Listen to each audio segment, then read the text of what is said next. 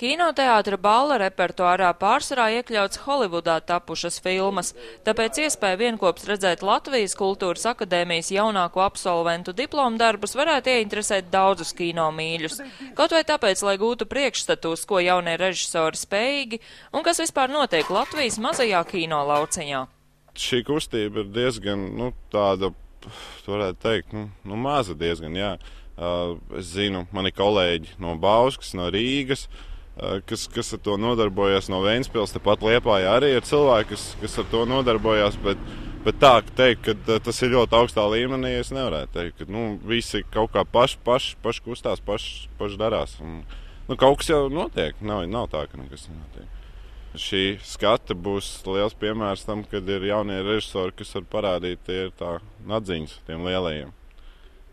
Kopā ar Kultūras akadēmijas absolventu filmām šajā skatē piedalās arī Liepājas universitātes studenta Roberta Vītola īsfilma Krīzes acis, kas īsfilmu festivālā Ventspilī pagājušajā gadā ieguva 1. vietu.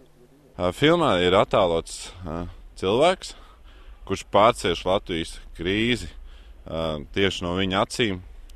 Tiek attainots viss notikumi un mazliet ar tādu, varbūt, melnā humora piegaršu tam visam.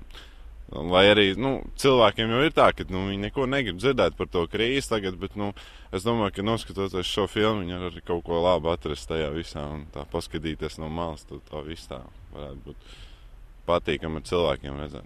Tad mums priekšā ir 7 krāpnie gadi. Atcerieties, mēs dzīvojam unikālā zemē.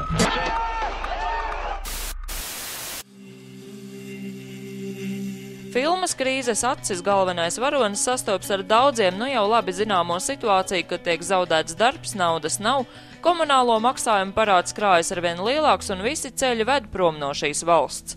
Roberta pieminētais melnais humors filmā ir patiešām melns.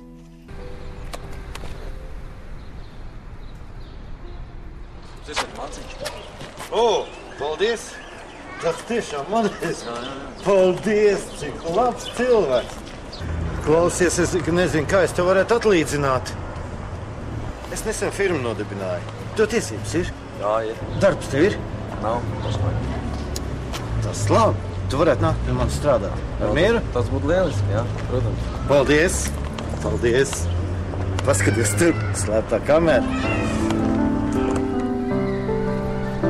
Izdevās! Pārējās skatē iekļautās īsfilmas pārstāv visdažādākos žanrus no drāmas līdz komēdijai. Pēc skates organizātoru domām skatītājiem interesants varētu likties arī fakts, ka vairākas filmas uzņemtas Liepājā un tajās piedalās daži Liepājas teātra aktieri. Ines Ķester, Ģirds Gartsons, televīzija Dzintare. Laima, mēs ar Aldu braucām ar močiem.